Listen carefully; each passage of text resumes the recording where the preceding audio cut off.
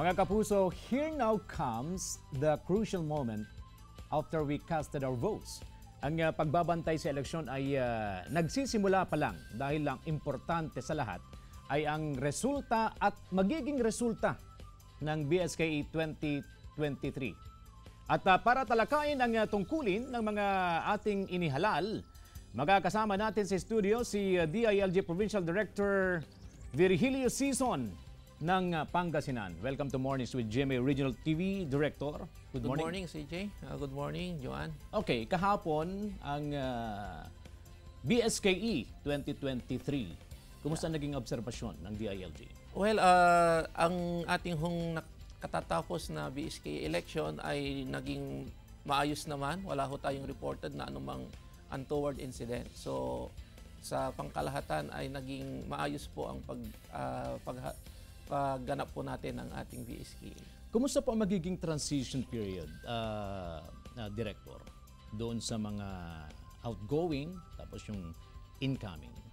Well, ang ating mga bagong nahalal na BSKE officials ay maupo po sa December 1. So, ito hong ngayon hanggang sa November 30 ay matasabi ho natin na transition.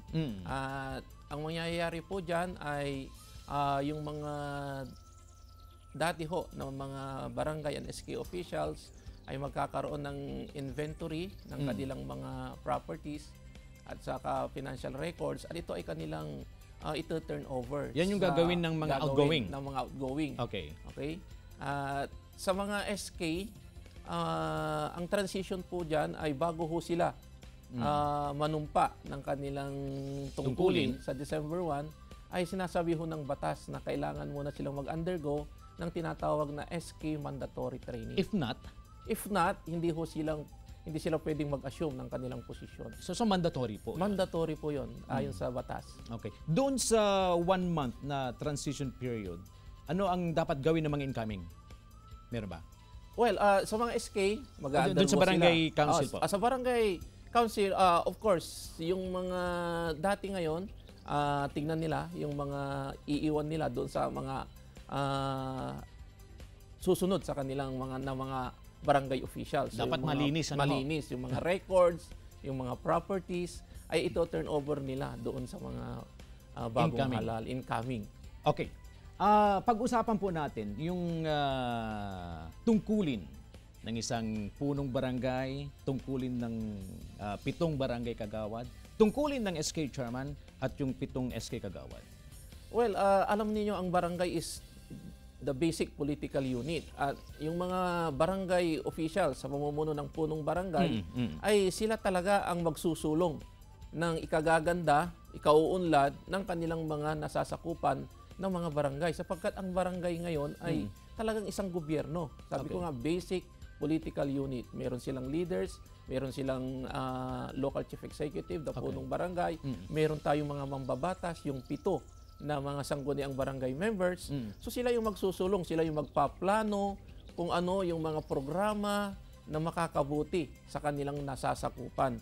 At ang mga SK naman, sila rin ay yung mga opisyal na nahalal para isulong din yung kapakanan ng mga kabataan sa kanilang nasasakupan. So, hindi lang pang basketball. O hindi lang. Kasi kung titingnan natin, ang SK, ang isusulong nila, sabi sa batas, health, education, environment, so lahat, global mobility, economic development. So sila yung tutulong din sa ating mga barangay officials para isulong ang kapakanan ng kanilang mga nasasakupan. Okay, Director, yung SK chairman na mananalo, automatic magiging miyembro siya ng barangay council as ex-officio member. Tama po ba? Yes. Nakasad sa batas na ang ating mga nahalal na SK chairman ay magiging ex-officio member ng sangguniang barangay. So, they will enjoy all the benefits and the privileges and they will, of course, render the services needed for them as barangay kagawad. Linawin po natin, yung mga barangay official ba, yung mga SK officials ba, meron bang sahod o honorarium? Dati na, yung mga barangay officials, dati na under Republic Act 7160 na merong honorarium ang mga barangay officials.